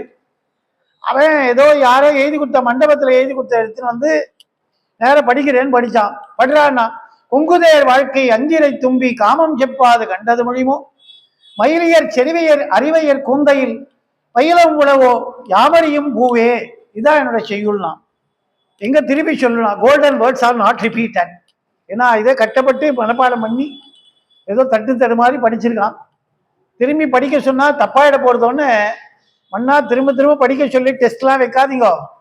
நான் ஒரு தடவை படிச்சுட்டேன், இதுல உங்களுக்கு என்ன புரியறதோ எடுத்துங்கோன்னா உடனே மன்னனுக்கு எனக்கு நல்லா புரிஞ்சிடுத்து, இந்தா அந்த பொற்கையை எடுத்துக்கோ அப்படின்னு சொல்லி ஒரு கொரடு மாய் கொடுத்தான். அதால அறுத்து அந்த பணத்தை நீ எடுத்துக்கோன்னா ரொம்ப சந்தோஷம். நான் சிவனை வேண்டினேன், அது ஒன்றும் பழுதா போலே, சொக்கநாதன் என்னை காப்பாத்தினான்னு போய் அறுக்க போனான். இவன் அங்க போடுற நேரத்துல நிறுத்துனா உடனே பார்த்தான், கெட்டது குடினா. ஏண்டா எடுக்கிற நேரத்துல நிறுத்துன்னு யாரோ அபச்சகுணமா பேசுறானே, யாரான்னு திரும்பி பார்த்தா நக்கீர தேவநாயனார் அங்க நின்று இருக்கார். நின்று அவர் சொல்றார், மன்னா இதுல இவன் பாடின பாட்டுல சொற்குற்றம் இல்லை, ஆனா பொருட்குற்றம் இருக்கு அப்படின்னா. உடனே சொன்னா, சொல் குற்றமா பொருள் குற்றமா எனக்கு என்ன தெரியும், அதனால என்ன இருக்கோ அட்ஜஸ்ட் பண்ணி எடுத்துட்டு மீதியை கொடுங்கோன்னா. வேணா எவ்வளவு குறைக்கணுமோ குறைச்சிட்டு பிடிக்கிறதெல்லாம் பிடிச்சிட்டு மீதி எனக்கு கொடுங்கோ, உனக்கு வேணுன்றதை எடுத்துக்கோப்பான்னா. சில பேர் பரீட்சை எழுதும்போது பாஸ் மார்க் வந்தா போதும்னு எழுதுறான். எழுதும்போது என்ன போடுறியா போடு, எப்படியாவது பாஸ் பண்ணி விடு அப்படின்றான். அது மாதிரி இவன் கேட்கிறார், என் வறுமை தீங்கிறதுக்கு 1000 பொற்காட்சிலாம் வேண்டாம், ஏதோ 1 2 கொடுத்தா கூட நான் வாழ்ந்து போயிடுவேன். அதனால என்ன வேணுமோ நீங்க எடுத்துட்டு அந்த குற்றம் போக மீதி இருக்கிறது அந்த எழுதுற வரிக்காது ஒரு ஒத்த பொற்காசாவது கொடுங்கன்னு கெஞ்ச ஆரம்பிச்சான். அவன் சொல்றான், அழகா சொல்றான், வறுமை நோய் பிணிப்ப பன்னால் வழிபடும் அடியேன் நின்பால் பெரு பொருள் இழந்தேன் என்று பேசினேன் யாருக்கும் மேதான். ஐயா, நான் பொண்ணை கண்ணாலேயே பார்த்தது கிடையாது, பெண்ணையும் பார்த்ததில்லை பொண்ணையும் பார்த்ததில்லை, ஏன்னா கல்யாணம் பண்ணல, சம்பாத்தியமும் இல்லை. பொன்னும் மெய்ப்பொருளும் தருவானை போகம் புனர்ப்பானை என்று தேவாரம் பாடுறது. சுந்தரமூர்த்தி சுவாமிகள் திருப்புகலூர்ல செங்கலை எடுத்து தலைக்கு வச்சுன்னு படுத்தாருங்க. அவர் படுத்த அந்த செங்கலை பொன்கல்லா மாத்தி கொடுத்தார் சிவபெருமான். திருவீழிமலையில அப்பர பெருமானுக்கும் ஞானசம்பந்தருக்கும் படிக்காத்து கொடுத்தார். அதுபோல திருவாவடுதுறையில ஞானசம்பந்தருடைய அப்பா கேட்டார்னு பூதகணத்துக்கிட்ட கொடுத்து 1000 பொற்காசுகளை கட்டி கொடுத்தார். இப்படியெல்லாம் பொண்ணா கொடுத்தவர் பரமேஸ்வரன். ஆனா ஒரு கவிதை கொடுத்து அதுக்கு ஒரு பொற்காசு கூட தரமாட்டேன்றீங்கன்னு இவன் அழ ஆரம்பிச்சிட்டான். மண்ணா, நான் ரொம்ப கஷ்டப்படுறேன், ஒரே ஒரு ₹1 காசாவது கொடுங்கோ, இன்னைக்கு ஒரு பொழுதுக்காவது ஏதாவது வைத்து பழப்ப பார்த்துக்கிறேன், மீதிலாம் நீங்களே வச்சுங்கோ. திருமுருகன் பூண்டியில் அப்படிதான் கொடுக்குறாமாய் கொடுத்துட்டு பின்னாடி பூதகணத்தை அனுப்பி பிடிங்கின்னு வந்துட்டார் சுந்தரர் கிட்ட இருந்து. இவர் போய் என்ன பண்ணார், நல்லா திட்டார். அவர் ஏன்னா வன் தொண்டர், அவர் கோபம் வந்தா திட்டிடுவார் பரமேஸ்வரனையே. பித்தா பெரிய சூடின்னு திட்டினவர் தானே கல்யாணத்தை நிறுத்தினான்னு. நிறுத்தினா சில பேர் கோபம் வந்துடும், இன்னையா நீ பெருசா கொடுக்குறாம கொடுத்து பிடிங்கிட்டே, இதான் நீ பண்ற லட்சணமான திருமுருகன் பூண்டியில போய் நிந்தா துதி பாட ஆரம்பிச்சுட்டார். வாழ்ந்தே போம் நீரே, நீயே வச்சுன்னு நன்னா ஆண்டுகோ, எனக்கு ஒன்றும் தர வேண்டாம், போ, பூதத்தை அனுப்பி கொடுக்குறாம கொடுத்து பிடிங்கின்னு போறியா நீ, நன்னா இருப்போ அப்படின்னு வாழ்ந்தே போம் நீரேன்னு 10 பாசுரம் பாடுறார் தேவார சுந்தரமூர்த்தி சுவாமி 7ஆம் தலைமுறையில திருமுருகன் பூண்டியில். அப்பதான் சொன்னார், இல்லடா உன்னுடைய புத்தியெல்லாம் பொண்ணுல இருக்கா இல்லை இந்த மண்ணுல இருக்கான்னு பார்க்கணும்னு திருமுருகன் பூண்டியில நான் சோதனை வச்சேன். நீ என்ன நிந்தா துதி பாடினியோ இல்லையோ, இதுதாண்டா எனக்கு பெருமை, இப்ப நான் தரேன், எங்க ஐயால வாங்கிட்டு போடா அப்படின்னு தம்பிரான் தோழன் அல்லவா தன் நண்பனுக்கு இவர் கொடுத்து அனுப்புறார். அது மாதிரி இவர் என்ன பண்ணார், ஐயா எல்லாத்தையும் கொடுக்குற மாதிரி கொடுத்துட்டு பிடுங்கிட்டியே, அதனால கரைகரும் இடற்றோய் நின்றன் கவி குற்றம் சில வாழ்நாள் சிற்றறிவுடை புலவர் சொன்னால் ஆர்வனை மதிக்க வல்லார். என்ன பண்ண, அழுதுனே போயிட்டான். கெஞ்சி பார்த்தான், கொஞ்சி பார்த்தான், மிஞ்சி பார்த்தான், அவர் நக்கீர முடியாதுன்னு விட்டார். சொற்குற்றம் பொருட்குற்றம் இருந்தா நயா பைசா கொடுக்க முடியாது, நடைய கட்டுன்ட்டார்.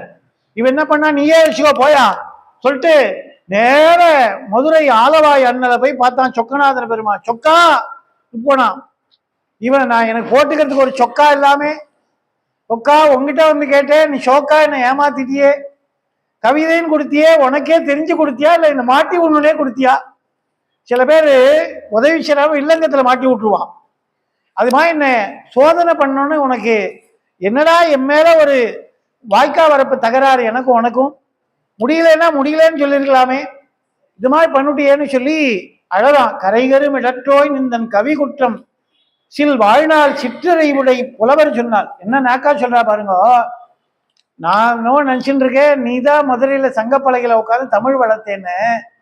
நீ வளர்த்த லட்சணம் நன்னா இருக்கு, ஏதோ கொஞ்சம் படிச்ச அதிமேதாவி மன்னங்கிட்ட இருக்கிறவனே உன் பாட்டுல குத்தம் சொல்றான்னா, நீ எந்த கான்வென்ட்ல போய் படிச்சே, எந்த ஸ்கூல்ல போய் படிச்சேன்னு தெரியலையே, உன் பாட்டையே குத்தம் சொல்ல 4 பேர் வந்திருக்கான், புறப்பட்டுருக்கான்.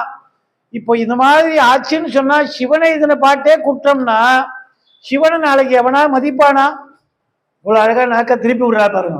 அதனால எனக்கு பணம் கிடைக்காதா போறது, உன் பாட்டு குற்றம்னு இந்த ஊர் சொல்லிடுச்சுன்னா உன்னை யாராவது நாளைக்கு மதிப்பானா? ஐயோ சிவனுக்கே தமிழ் வராதியா அப்படின்னு சொல்லுவானே அப்படின்னு அவர் நாக்கா திருப்பி மடமாத்தி விடுறார். சில பேர் சுட்டு போட்டா கூட வாயில தமிழ்னு கூட சொல்ல வர, தமிழ் அப்படின்வான், தமிழ் தமிழ்னு தவிர தமிழ்னு அந்த ழகாரம் வராது சில பேருக்கு. அது மாதிரி சில பேர் ரொம்ப கஷ்டப்படுவான். ஒரு வாத்தியார் என்ன பண்ணார், கெப்பாசிட்டின்னு எழுதி போட்டார். 5ஆம் கிளாஸ் வாத்தியார் இங்கிலீஷ் பாடம் நடத்தின கெப்பாசிட்டி எழுதினார். இந்த பையன் கெப்பா குட்டின்னு படிச்சான். ஏண்டா கெப்பா குட்டி இல்லை கெப்பாசிட்டின்னா, இவன் திருப்பி படிக்கிறான் கெப்பா குட்டின்றான். ஏண்டா கெப்பா குட்டி இல்லடா கெப்பாசிட்டி அப்படின்னா. அவன் வாயில வரல. உடனே உங்க அண்ணா எங்கடா இருக்கான்னா, இதே ஸ்கூல்ல 9வது படிக்கிறானா, அவனை கூப்பிடுறானா. கூப்பிட்ட உடனே என்னடா உன் தம்பிக்கு இங்கிலீஷே தகராறு, கெப்பாசிட்டி சொன்னா கெப்பா குட்டின்னு சொல்றானேனா. உடனே அவன் சொன்னா அவனுடைய இதுவே எலக்ட்ரிசிட்டின்னு எழுதி போட்டா எலக்ட்ரிக் குட்டின்னு இவன் படிச்சான். அவன் சொன்னா வாத்தியார் எலக்ட்ரிசிட்டின்னு எழுதினா எலக்ட்ரிக் குட்டின்னு படிக்கிறானேனா. அண்ணங்காரன் சொன்னா அவன் கெப்பா குட்டியே அவ்வளவுதான் அப்படின்னா. இவன் எலக்ட்ரிசிட்டி எலக்ட்ரிக் குட்டினா, அவன் அண்ணங்காரன் கெப்பாசிட்டியே கெப்பா குட்டினா. உடனே நாளைக்கு அப்பா அழிச்சுன்னு வாடா, அவனுக்கு எலக்ட்ரிசிட்டியில சிட்டி வரல, உனக்கு கெப்பாசிட்டிலே சிட்டி வரல, அண்ணன் தம்பி 2 பேருக்கு சிட்டி வரமாட்டேன்றது, அப்பா அழிச்சுன்னு வானா. உடனே அப்பா கூட்டின்னு வந்தோடனே, என்ன சார் குழந்தைய வளர்த்துருக்கேன், 5வது படிக்கிற பையன் எலக்ட்ரிசிட்டினா எலக்ட்ரிக் குட்டின்றான், அவன் அண்ணா 9வது படிக்கிறவன் கெப்பாசிட்டிக்கு கெப்பா குட்டின்றான்னா. உடனே அப்பா சொன்னார், இதெல்லாம் பப்ளிக் குட்டி பண்ணாதீங்கன்னா. அவருக்கும் அது வரல, பப்ளிசிட்டி பண்ணாதீங்கன்றதுக்கு பப்ளிக் குட்டி பண்ணாதீங்கன்னா. அப்போ குடும்பத்துக்கே அது வராது போல இருக்கு அப்படின்னு நினைச்சான். அப்போ இந்த வார்த்தை கூட வரணும்னா அதுவும் இறைவன் தான் கொடுக்கணும். இதை போய் சொன்னார், ஒரு பாட்டுல குத்தம் சொன்னானா, அது யாருன்னு வா காட்டு, நான் நானா அவனா பார்த்துடுறேன்னு சுவாமி நம்பினாருக்கு நடராஜன் லிங்கத்திலேருந்து புறப்பட்டாரு. ஒரு புலவரா பட்டு பீதாம்பரம் கட்டிண்டு நேர நக்கீரரை நோக்கி போனார். எப்படி புறப்படுறாராம், கண்டிகை மதானி ஆடி கதர் முடி வயிரம் வைந்த குண்டலம் குடி கொண்டாக தழக்கொலாம் கொள்ளை கொள்ள தந்தமிழ் முன்றும் வல்லோன் தானென குறியிட்டாங்கே குண்டலனுதலில் பூத்து பொய்யிருள் கழித்துள்ள அடப்பை காலாஞ்சி புந்தட்டு இளைஞர் சுத்திலவெந்தி வர இருமரங்கில் வெஞ்சாமரம் வீசி வர புலவர் சங்கத்திலே நுழைந்தார். சுவாமி வரான்னா, பரமேஸ்வரன் வரான்னா அப்படியே பெரிய பரிவாரமே புறப்பட்டு வருது. சுவாமி வரார், ஒத்திகோ ஒத்திகோ ஒத்திகோ, என் புலவர் வரா, பெரிய புலவர் வராருனா. அதை விட பெரிய புலவர்லாம் உள்ள இருக்கா. கபில தேவ நாயனார், வரணதேவ நாயனார், அதுக்கப்புறம் நக்கீரர் நாயனார், அகத்திய பெருமான், நந்தியம் பெருமான் எல்லாம் இருக்கார் அங்க அந்த செண்பக பாண்டியனுடைய அரசவையில. ஆனா இவர் வரவுடனே எல்லாம் ஒத்துக்கோ ஒத்துக்கோ பெரியவர் வராருனா. வந்த உடனே சுவாமி கேட்டார், யாரா என் பாட்டுல குறை சொன்னதுன்னா. அவன் சொன்னா, நேத்து ஒருத்த வந்தா பிச்சைக்காரு, இன்னைக்கு என்ன ஒரு பெரிய அரசவை கவிஞர் மாதிரி பெரிய பட்டு பீதாம்பரெல்லாம் போட்டு பெரிய டிக்டாக்கா ஒருத்தர் எம்பாட்டுன்னு அந்த பாட்டுக்கு சொந்தம் கொண்டாடுற, இது உண்மையிலே யார எழுதின பாட்டுன்னு கேட்டான். அப்ப சொன்னா, நான் தாண்டா எழுதினேன், பாட்டு என்னது, ஆனா கொண்டு வந்தது அவையனா. சில பேர் சொல்லுவாங்க இல்லையோ, மாப்பிள்ளை நான் தான், ஆனா அவர் போட்டுக்க ட்ரெஸ் என்னோடதுன்னா. அது மாதிரி நான் தான் எழுதினேன், ஆனா எனக்கு வரத்துக்கு பிடிக்கல, நீ ஏதாவது சொல்ல போறேன்னு அவங்கிட்ட கொடுத்து டெஸ்ட் பண்ணேன்னா. உடனே சொன்னா, இது யாரா எம்பாட்டுல குத்தம் கண்டுபிடிச்சதுதான். நான் பாட்டுக்கு சிவனேன்னு இருந்தேன், என்ன உசுப்பி விட்டு சொக்கா சொக்கான்னு என்கிட்ட ஒரு பாட்டை வாங்கிட்டு போனா. அதுக்கு நல்ல பாட்டு வாங்கிட்டேன் அவங்கிட்ட. உன்னையே மதிக்கிறடா சில பேர் புலவர்கள்லாம், நீ எதுக்கு உட்கார்ந்துட்டு இருக்க மதுரையில கல்லு மாதிரின்னா. அவர் பேரே சொக்கநாதன், அப்படியே சொக்கி போயிடுவார். மதுரையில இன்னைக்கும் சில பேர் சொல்லுவாள், உங்க வீடு எப்படி சார், மதுரையா சிதம்பரமான்னு கேட்பா சில பேர். இன்னைக்கு சில பேர் ஊர்ல போனேன்னா, உங்க வீடு எப்படி சார், மதுரையா சிதம்பரமானா. ஒன்றும் புரியாது சில பேருக்கு, என்னடா மதுரையா சிதம்பரமானா. இல்லை நான் திருவள்ளிக்கேணியில் இருக்கேன்னா. அடமா மண்டே, மதுரையா சிதம்பரமானா, மதுரைனா அங்கே மீனாட்சி தான் ஆட்சி, அம்மா வச்சுதான் சட்டம், வீட்டுக்கார அம்மா தான் எல்லாம். கொத்து சாவி அவ கொடுத்தாதான் இவனுக்கு அன்னைக்கு செலவு பண்ண காசே கிடைக்கும். ஆட்சி பூரா அம்மா கையில, மீனாட்சி ஆளக்கூடிய ஆட்சி மதுரை. அப்போ மதுரையானா வீட்டுக்கார அம்மா வச்சது சட்டம்னு வீடு இருந்தா இந்த ஆள் டம்மின்னு அர்த்தம். அப்போ சில சமயம் இவர் வச்சதான் சட்டம்னா எடுத்த உடனே காலை தூக்கி ஃபுட்பால் ஆடிடுவார். எடுத்தம்பாருன்னா நம்ம அப்படியே நடுங்கும். அப்போ தில்லையம்பல நடராஜன் எடுத்த உடனே காலை தூக்கி நடனம் ஆட ஆரம்பிச்சிருவார். சிவகாம சுந்தரி நடுங்கின்னு பக்கத்துல இருந்து, சுவாமி போதும் ஆட்டத்தை நிறுத்துங்கோ, உங்க ஆட்டம் பேயாட்டமா இருக்கு, நள்ளிருள் நட்டம் பகின்றாடு நாதனை தில்லைகள் கூத்தனை தென்பாண்டி நாட்டானை அல்லல் பிறவி அறுப்பானை ஓவென்று சொல்லற்கரியானை சொல்லி திருவடிக்கு பல்லோரும் எத்த பணிந்து. ஓவர் ஆட்டம் போடாதீங்க, உடம்புக்கு ஆகாது, கொஞ்சம் லிமிட்டா ஆட்டம் போடுங்க. இவன் உடனே எடுத்ததுக்கெல்லாம் காலை கையை தூக்குவான். யாரை பார்த்து என்னடி சொன்னேன்னா, அது மாதிரி வீட்டுல ஆணுடைய குரல் ஜாத்தியா இருந்து பொஞ்சாதி குரல் டம்மியா இருந்ததுன்னா அது சிதம்பரமானு கேட்கறது. பொண்டாட்டி குரல் ஜாத்தியா இருந்து புருஷன் அடங்கி போனான்னா மதுரையான்னு கேட்கறது.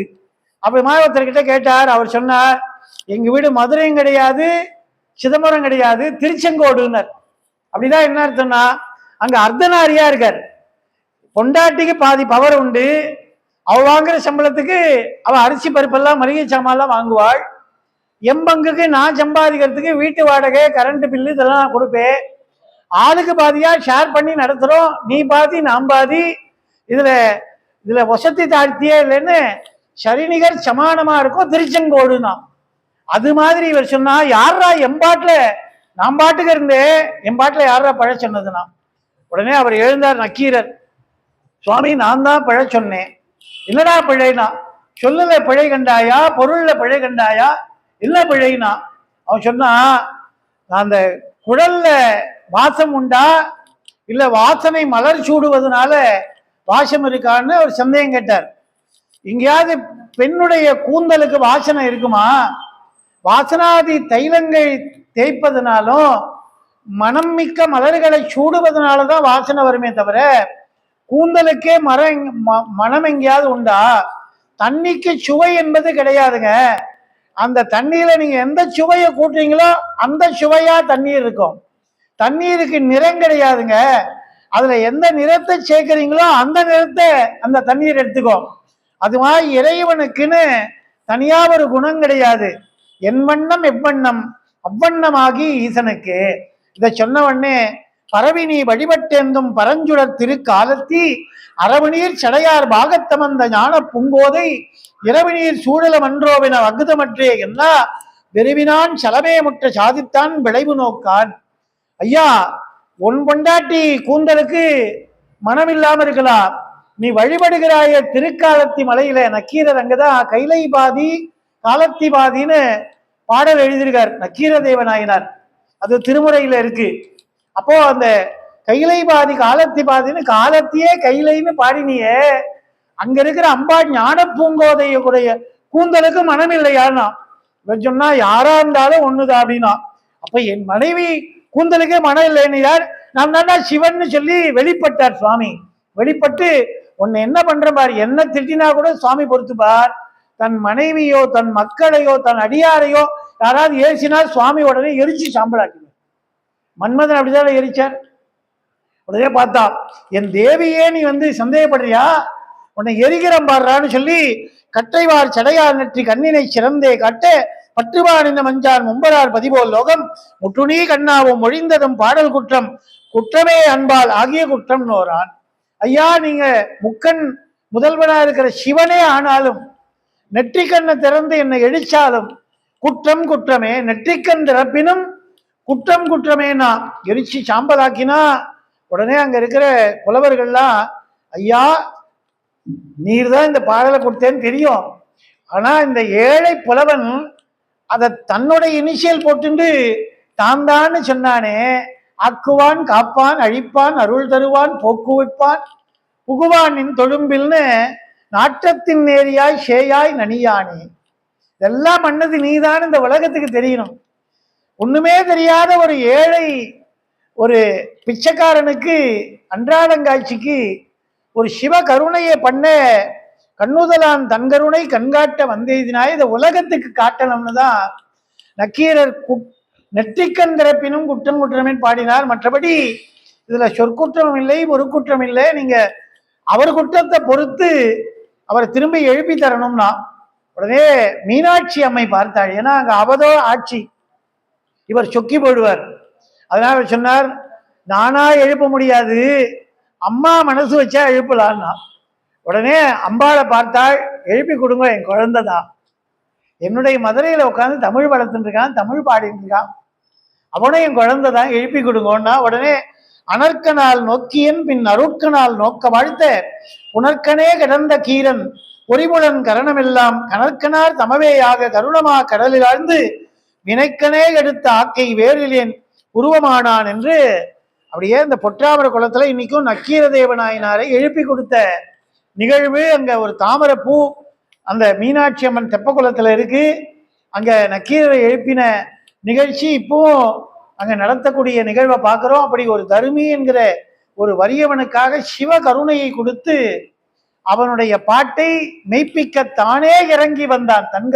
தன்னோட கண்ணுதலான் தன்கருணை கண்காட்ட வந்த இது எண்ணுதற்கு எட்டா எழிலா கடலிறஞ்சி விண்ணிறைந்து மண்ணிறைந்து மிக்காய் விளங்கொழியாய்னு வந்து செய்தானே. அந்த சிவ கருணையை யாரெல்லாம் இன்றைக்கு சிந்தித்தோமோ எல்லோரும் வாழ்க்கையிலே சிவமான பேரு, அதுவும் சிவராத்திரியினுடைய தொடராக சிந்தித்த உங்கள் வாழ்விலே எல்லா விதமான நலங்களும் நீண்டு நிலைத்து சிவமாகி யோகம் தழைத்து ஓங்க வேண்டும் என்று சிவன்கடலை சிந்தித்து நிறைவு செய்வோம். வாழ்கவே வாழ்க என்னந்த திருவடி, வாழ்கவே வாழ்க மலமறுத்தான் பதம், வாழ்கவே வாழ்க மெய் ஞானத்தவம் தாழ், வாழ்கவே வாழ்க மலமிலான் பாதமே. நம பார்வதீபதையே அரஹர மகாதேவா. தென்னாடுடைய சிவனே போற்றி, எந்நாட்டவர்க்கும் இறைவா போற்றி. வெற்றிவேல் முருகனுக்கு அரோகரா, சக்திவேல் முருகனுக்கு அரோகரா. அருட்பெரும் ஜோதி அருட்பெரும் ஜோதி தனிப்பெருங்கருணை அருட்பெரும் ஜோதி.